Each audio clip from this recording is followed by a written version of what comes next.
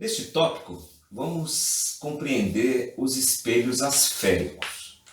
Veja, nós vimos que os espelhos, eles podem ser planos, né? Podem ser asféricos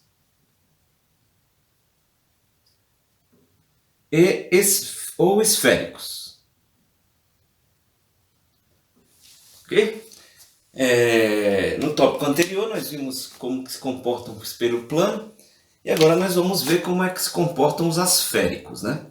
Os asféricos estão relacionados às cônicas, né? As cônicas. Então, são três cônicas: as parábolas. Então, vamos imaginar aqui, ó,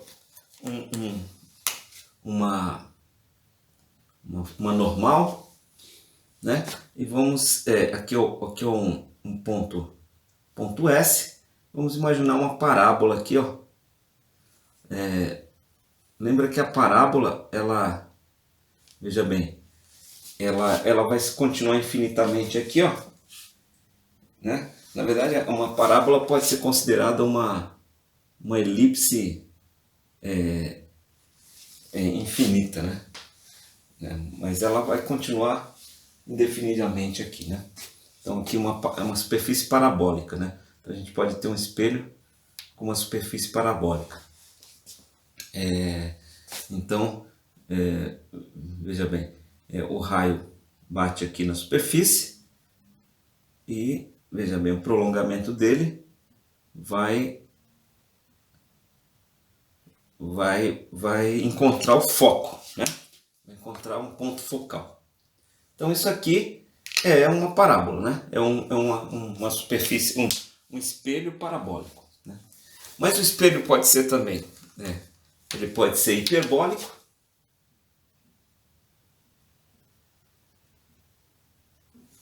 né? Ele pode ser, aqui é parabólico, né? Parábola. Ele pode ser uma hipérbole, né? Ele pode ser uma hipérbole. Veja, no caso da hipérbole,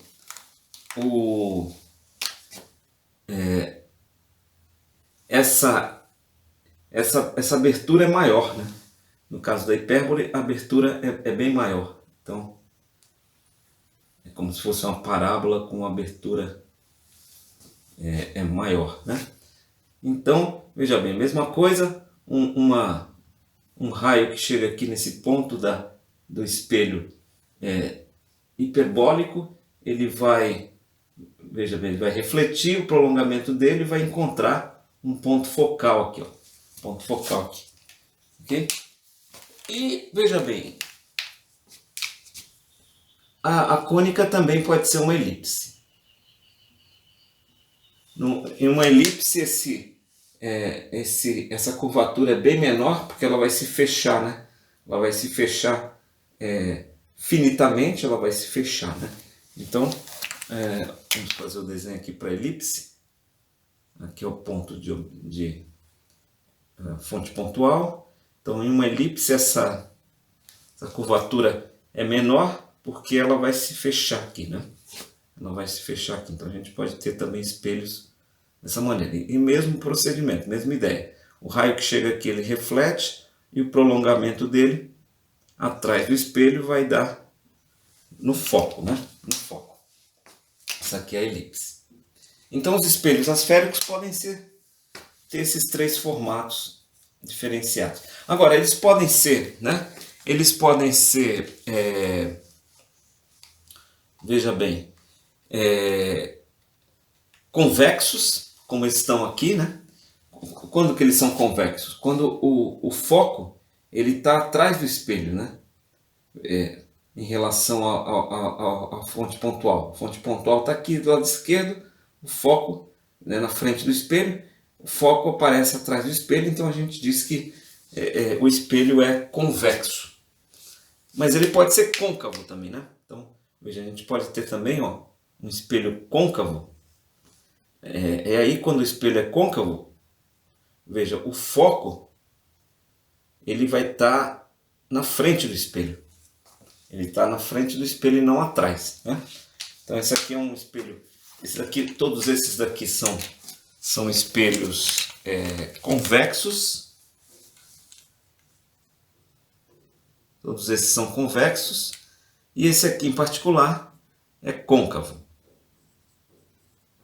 Então a gente pode ter os espelhos, os espelhos asféricos, eles podem ser côncavos ou convexos, né? Côncavos ou convexos. Muito bem. Agora vamos montar um esquema aqui, que é de um espelho genérico. Vamos pegar aqui e montar um esquema de um espelho genérico. Aqui é uma fonte de luz, né? E aí vamos supor que essa fonte de luz esteja muito distante, né, do espelho. Vamos escolher aqui um espelho em geral. Ele pode ser parabólico, pode ser hiperbólico, ou pode ser uma elipse, né? Ou pode ser uma elipse.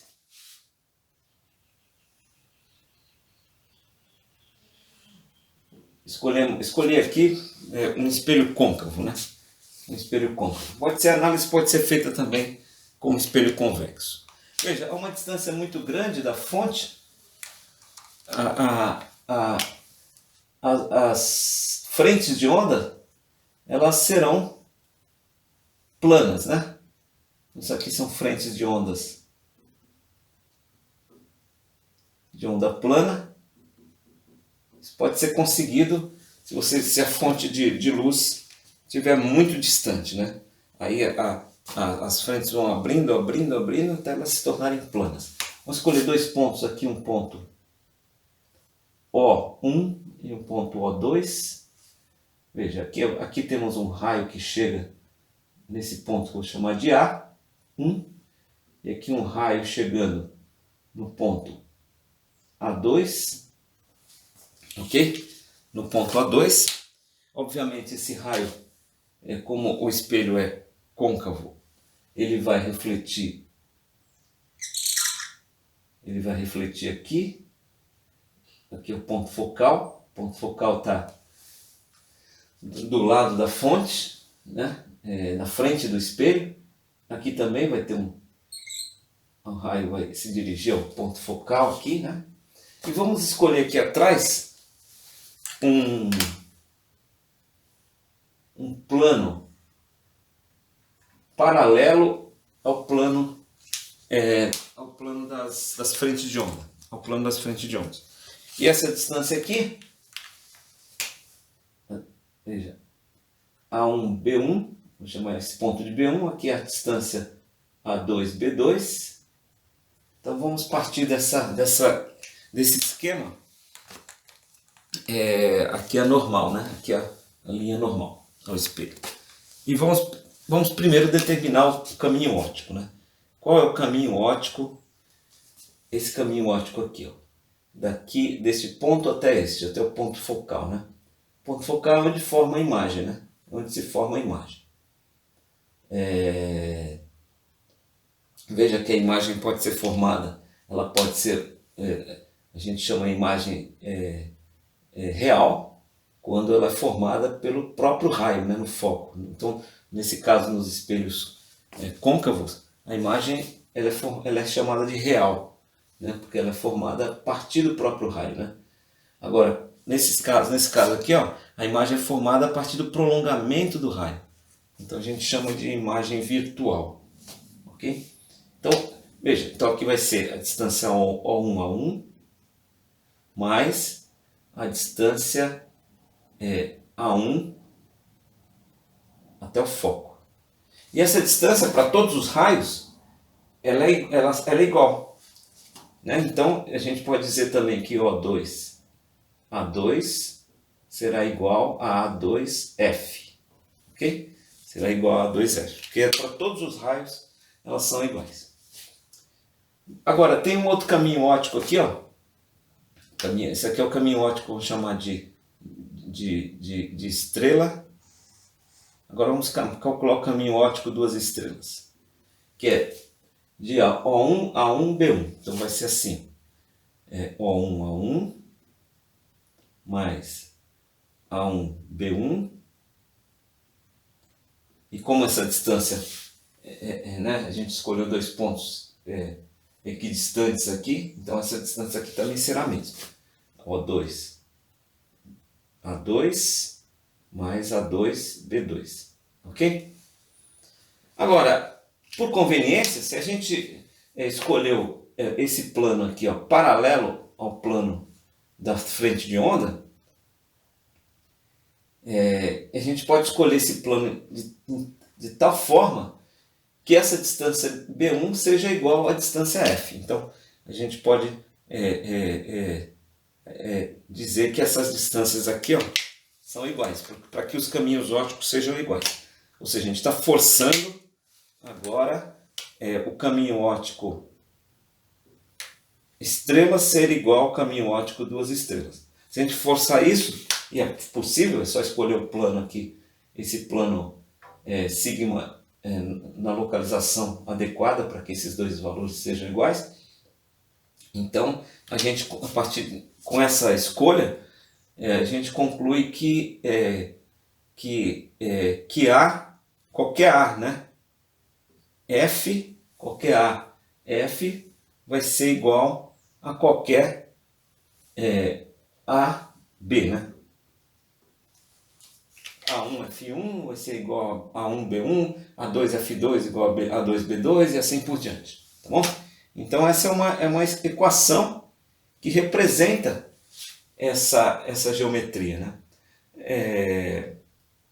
De uma forma genérica, em geral,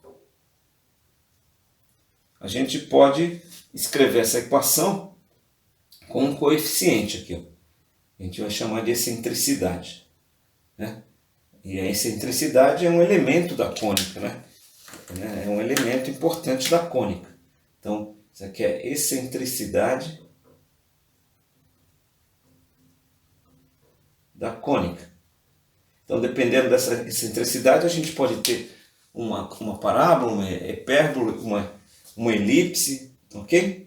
Agora, em particular, quando essa excentricidade vale 1, significa que o meio 1, aqui é o meio 1, ó, e aqui é o meio 2, vamos pensar assim, né? O meio antes do espelho e o meio depois do espelho. Então, implica que o meio 1 é igual ao meio 2. Então, quando essa excentricidade vale 1, significa que os meios antes e depois do espelho são iguais. São iguais. Isso é interessante, né? Então, essa é a equação do espelho asférico, né?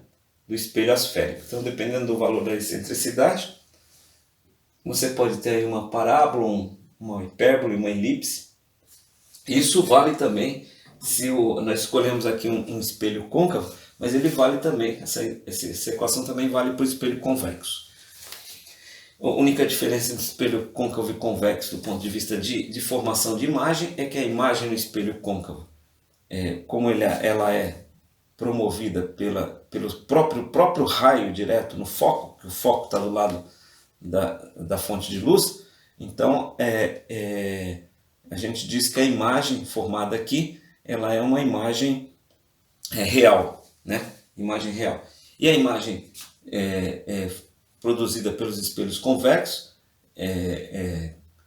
como né, o foco está atrás do espelho, então a imagem é formada pelo prolongamento dos raios, né, de luz. Então a gente diz que a imagem é virtual.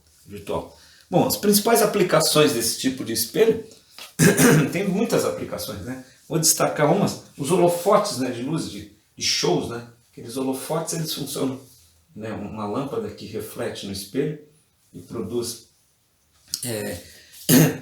um foco paralelo, um foco de ondas, de frente de ondas planas. Por quê? Porque se a fonte de luz estiver no foco, ó, se a gente puser a fonte de luz no foco, ela vai produzir uma reflexão, ó. Se a fonte de luz estiver no foco, veja, eu estou falando aqui, a fonte de luz está no foco, então ela vai gerar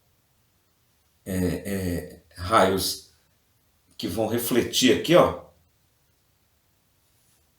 paralelamente, produzindo ondas planas, né? Então os holofotes de show é uma aplicação muito interessante. Refletores de carros, né?